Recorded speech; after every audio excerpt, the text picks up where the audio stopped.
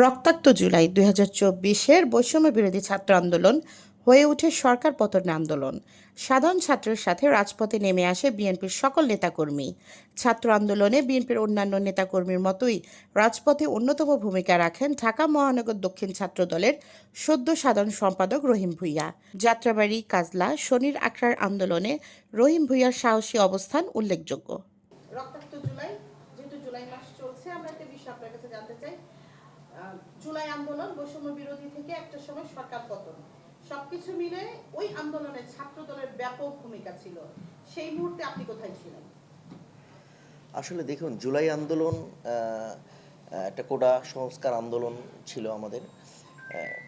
আমরা কোটা সংস্কারের পক্ষে আমরা অবস্থান নিয়েছিলাম। আমাদের ছাত্রদলের কেন্দ্রীয় সংসদের বিপ্লবী সভাপতি রাকিবুল ইসলাম রাকিব ভাই এবং ছাত্রদলের বিপ্লবী সাধারণ সম্পাদক নাসির ভাইয়ের আমরা পার্টি অফিসে একেবারে মিডিয়া সহকারে আমাদের আমরা সেখানে যে অবস্থান করেছি, সাপোর্ট করেছি জুলাই আগস্ট আন্দোলনে এবং কোটা সংস্কার আন্দোলনে, আমরা সর্বোচ্চভাবে যে সেখানে উপস্থিত ছিলাম সেটা আমরা সবাইকে ঐক্যবদ্ধভাবে মিডিয়া সহকারে আমরা সেটা জানান দিয়েছিলাম।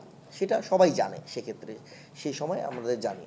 আমরা আন্দোলনের সময় একটা সম্মুখ সারিতে ছাত্রদল প্রত্যেকটা একেবারে আপনার স্কুল পর্যায় থেকে, কলেজ পর্যায় থেকে, ভার্সিটি পর্যায় থেকে সকল ছাত্রদের সাথে ছাত্রদল কাঁধে কাঁধ মিলিয়ে একসাথে ঐক্যবদ্ধভাবে কাজ করেছে।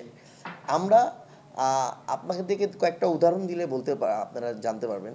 যাত্রাবাড়ির, শনিয়াকড়া, ধুলাইপাড় এবং যে কাজলায় এবং জুরাইনে যে আন্দোলনগুলো হয়েছে আপনারা দেখতে পারবেন। আমি চ্যালেঞ্জ করে বলছি, এরকম প্রমাণ কেউ দিতে পারবে না। বাংলাদেশ জাতীয়তাবাদী ছাত্র দলের কেন্দ্রীয় সংসদের বিপ্লবী সভাপতি রাকিবুল ইসলাম রাকিব ভাই ছাত্র দলের হাজার হাজার নেতাকর্মী নিয়ে সেখানে আমরা যাত্রাবাড়ি থানা ঘেরাও করেছি, যাত্রাবাড়ির মোড়ে আমরা অবস্থান করেছি। আওয়ামী লীগদেরকে আমরা দুমড়ে মুচড়ে ওই জায়গা থেকে আমরা সরিয়ে দিয়েছি এবং পুলিশের সাথে খালি হাতে আমরা যুদ্ধ করেছি। পুলিশ আমাদের সাথে সম্মুখ সারিতে থেকে আমাদের গুলি এক একটা শরীরের সামনে থেকে, কারো গুলি পিস থেকে কেউ স্পটে ডেড, কারো মগজ বের হয়ে গেছে। এইগুলো দৃশ্য দেখলে মানে আমরা মনে হচ্ছে কি বাংলাদেশে যেরকম 1971 সালে যুদ্ধ হয়েছিল, পাকিস্তান আর বাংলাদেশ, পূর্ব পাকিস্তান পশ্চিম পাকিস্তান এরকম যুদ্ধ হয়েছিল, সেরকম একটা রণক্ষেত্র তৈরি হয়েছে। মানে যেরকম পৈশাচিক কায়দায় মানে পাকিস্তানিরা, হানাদার বাহিনীরা যেভাবে বাংলাদেশে ঝাঁপিয়ে পড়েছিল 26শে মার্চ, ঠিক সেভাবে পৈশাচিক কায়দায় পুলিশরা প্রত্যেকটা ছাত্র ভাইদের উপর ঝাঁপিয়ে পড়েছিল। মনে হচ্ছে কী হয়ে গেছে দেশের। সাধারণত একটা মানে কোটা, সেটা নিয়েই তো আন্দোলন। পরবর্তীতে এই সকল স্কুলের বাচ্চাদেরকে কীভাবে পাখির মতো গুলি করে মারতে হবে, কারণ কি? দেশে কি তখন গণতন্ত্র ছিল? গণতন্ত্র ছিল না। সেই গণতন্ত্রের লড়াইয়ের জন্য আমরা দীর্ঘ 17 বছর আন্দোলন সংগ্রাম করেছি, গুম হয়েছি, খুন হয়েছি, রক্ত দিয়েছি দেশের জন্য। আন্দোলন কিন্তু একবারে হয়নি। এই মানুষের এই যে সারা বাংলাদেশের মানুষ যে এসেছে, সম্মুখ সারিতে নেমে এসেছে, কেন? শুধু জুলাই আন্দোলনে না, এই 17 বছর যে শেখ হাসিনা যেভাবে দমন নিপীড়ন, যেভাবে মানুষের কণ্ঠকে, রুদ্ধশ্বাসকে বন্ধ করে রেখেছে, যেভাবে গুম করেছে, যেভাবে খুন করেছে, সেগুলার বহিঃপ্রকাশ, সেগুলো একবারে ঘটেছে। তার জন্যই তো সাধারণ মানুষ কিভাবে মা বাবা ভাই বোন কাঁধে কাঁধ মিলিয়ে যে যেভাবে প্রান্ত থেকে পেরেছে সেভাবে নেমে এসেছে। আপনারা দেখেছেন আন্দোলন সংগ্রামকে সাফল্যমণ্ডিত করার লক্ষ্যে। আজকে আমরা ছাত্রদল, আমরা গর্ব করে বলতে পারি আমরা রাজপথে বুকে তাজা রক্ত দিয়ে আমাদের প্রায় 200 ছাত্রের মতো, আমাদের 200 ছাত্রদলের প্রায় মারা গেছে, আহত হয়েছে, শত শত ছাত্রদলের ভাইরা আহত হয়েছে। তাহলে এক কথায় বলা যায় যে জুলাই আন্দোলনে একদম রাজপথেই ছিলেন। একটা প্রশ্ন, বিগত 17 বছর আপনি ছাত্রদলের কমিটিতে থেকে এত অত্যাচার নিপীড়ন সহ্য করে তারপরও কেন এই অব্যাহতি? আচ্ছা দেখেন, আসলে অব্যাহতি, আপনি সাংবাদিক আপু একটা প্রশ্ন করেই বসেছেন। অব্যাহতির বিষয়টা আসলে কি পার্টির সিদ্ধান্ত।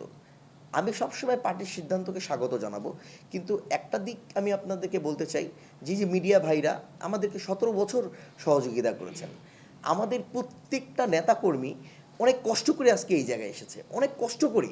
প্রত্যেকটা কর্মী থেকে, প্রত্যেকটা কর্মীর কারো মামলা আছে, কারো প্রত্যেকটা কর্মীরই আপনি দেখবেন কেউ আহত আছে, কেউ পুলিশের হামলার শিকার, কেউ ছাত্রলীগের হামলার শিকার। মানে দমন নিপীড়ন কিন্তু প্রত্যেকটা কর্মীরই কম আর বেশি আছেই। তো আমি একটা প্রত্যেকটা কর্মীর বিষয়ে আপনারা সাংবাদিকরা আমরা চাইব যে দীর্ঘ 17 বছর 18 বছর কষ্ট করার পর আজকে বিএনপি ক্ষমতায় এসেছে। বিএনপির প্রত্যেকটা কর্মীর বিষয়ে আপনারা যখন একটা নিউজ করবেন, দয়া করে বলছি একটা সঠিক নিউজটা করবেন।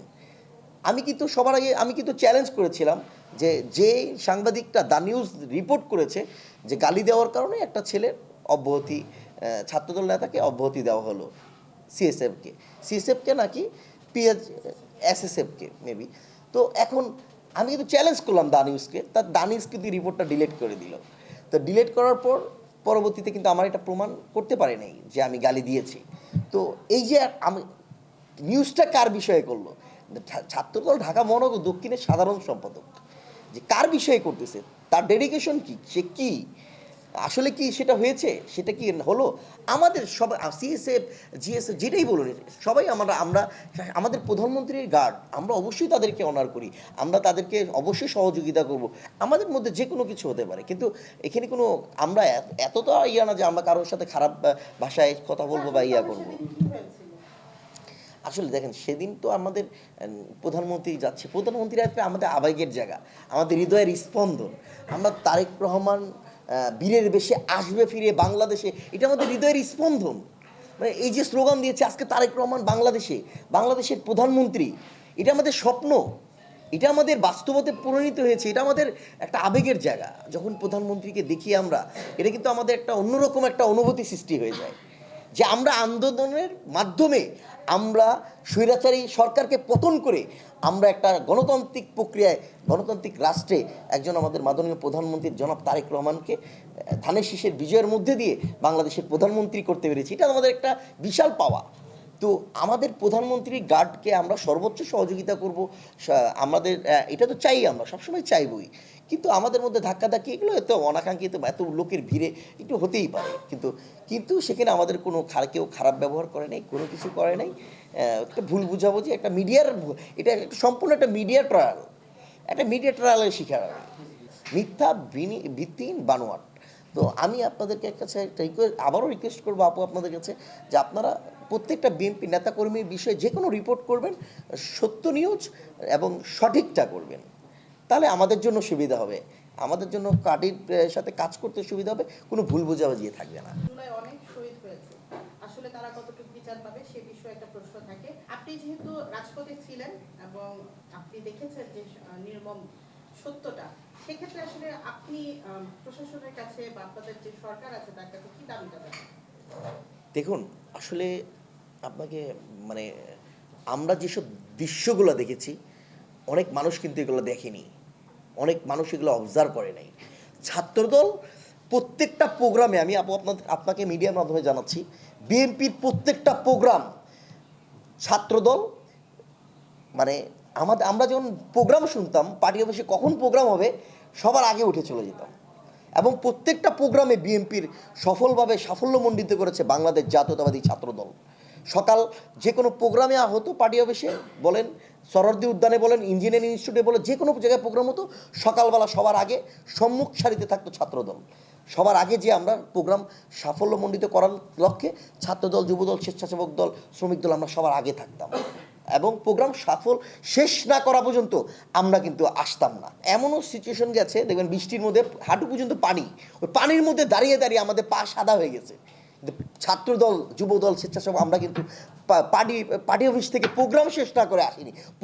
প্রধান অতিথি মির্জা ফখরুল ইসলাম স্যার ছিল, তার বক্তব্য শেষ না করা পর্যন্ত আসিনি আমরা কোনো সময়। আমরা সবসময় সম্মুখ সারিতে থেকে আমরা প্রত্যেকটা প্রোগ্রাম বলেন করেছি। এখন জুলাই আন্দোলনে না, পুরো 17 বছর আমি বলবো, যারা গুম হয়েছে, যারা খুন হয়েছে, যারা জুলাই আগস্ট আন্দোলনে নিজের জীবনকে বাজি রেখে রাজপথে বুকের তাজা রক্ত বিলিয়ে দিয়েছে, তাদের প্রত্যেকের বিচার আমরা মনে করি আমাদের মাননীয় প্রধানমন্ত্রী অবশ্যই করতে হবে এবং করতে হবে। এটা আমাদের নৈতিক দাবি, এটা আমাদের অধিকার। এটা আমাদের ইতিমধ্যে আমাদের প্রধানমন্ত্রী জুলাই সনদে আমাদের ইয়াতে বলেছে, চিনমৈত্রী সম্মেলনে, অবশ্যই প্রত্যেকের বিচার হবে, বিচার করতে হবে। এটা আমার দাবি না, বাংলাদেশের প্রত্যেকটা মায়ের দাবি, প্রত্যেকটা বোনের দাবি, এবং জনগণ সকল ক্ষমতার উৎস বাংলাদেশে। তো জনগণের দাবি আমাদের মাননীয় প্রধানমন্ত্রী অবশ্যই পূরণ করবে, এটা সবার আশা। জুলাই আগস্ট না, 17 বছর পর্যন্ত যারা গুম হয়েছে, খুন হয়েছে, নির্যাতনের শিকার হয়েছে, হামলার শিকার হয়েছে, মিথ্যা মামলায় যাদেরকে দিনের পর দিন কারাবরণ করতে হয়েছে, তাদের সবার বিচার আমাদের বাংলাদেশের মাননীয় প্রধানমন্ত্রী অবশ্যই করবে ইনশাল্লাহ।